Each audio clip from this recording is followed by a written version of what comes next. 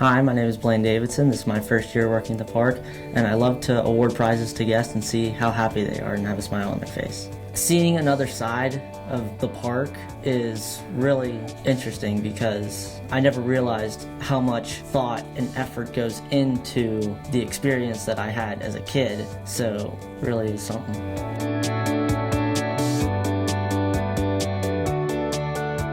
It is a job. They do have certain responsibilities that they have to do.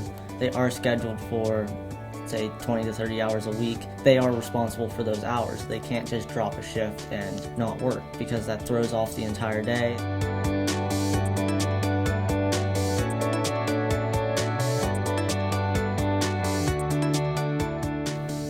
Well, I'm always trying to make sure they enjoyed it as much as I did as a kid. I mean, I had a favorite game. I loved playing Goblet Pitch, and now I love working Goblet Pitch and seeing other people win.